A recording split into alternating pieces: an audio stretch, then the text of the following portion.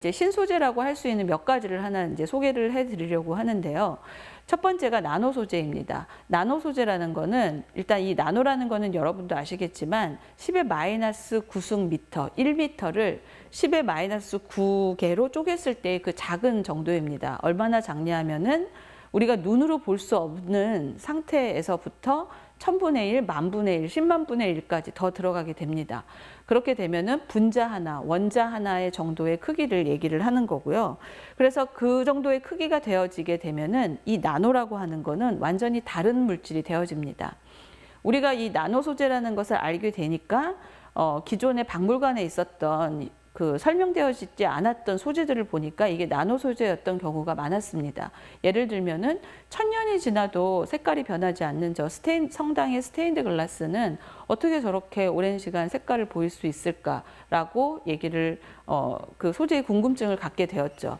그리고 이런 나비라던가 공작새에서 보여지는 저러한 색깔의 변화, 화려한 색깔도 염료가 없이도 저런 색깔을 보여줍니다. 그래서 이 부분에 대해서 살펴보게 되니 이 안에 저런 굉장히 정렬이 잘 된 아주 작은 구조의 나노 구조가 있었고, 이 나노 소재는 그 소재가 무엇이냐도 중요하지만 더불어서 크기도 굉장히 중요하게 되는 겁니다. 그래서 이 크기가 작은 구조가 정렬 아주 규칙적인 구조로 만들어지게 되면은 특별한 빛을 반사를 해서 특별한 색을 보여주게 됩니다.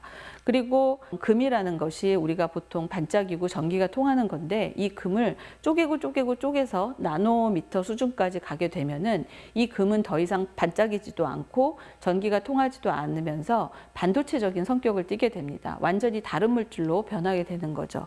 그래서 이러한 나노 소재를 이용을 해서 다양한 그런 여러 가지 성질을 또 구현을 할 수가 있고요. 나노 소재의 대표적인, 또 카본 소재의 대표적인 것이 여러분이 잘 알고 있는 이런 CNT라든지 탄소 나노튜브라든지 그래핀과 같은 것이 있고, 이 그래핀이 최근 들어서 또 다양한 산업에서 2차 전지라든지 아니면 디스플레이라든지 등등에 많이 사용이 되어지고 있습니다.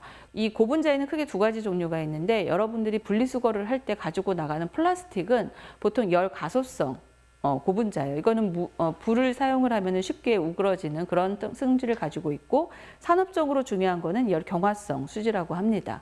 이런 단단한 고분자와 또 아까 보여드렸던 탄소 물질, 특히 나노 크기의 탄소 물질을 섞어주게 되면 굉장히 고강도의 기계적인 강도가 높은 새로운 소재를 개발을 하게 됩니다. 그래서 이 소재는 쉽게는 지금 자전거라든지 골프채라든지 라켓 같은 것에 사용이 되어지고 있고, 특히 사용이 되는 것이 이 자동차 재료의 무게를 줄여줌으로써 연비를 향상시키는 그런 역할을 해주고 있습니다. 그래서 이런 고분자 복합 재료도 현재 많이 사용이 되어지고 있습니다.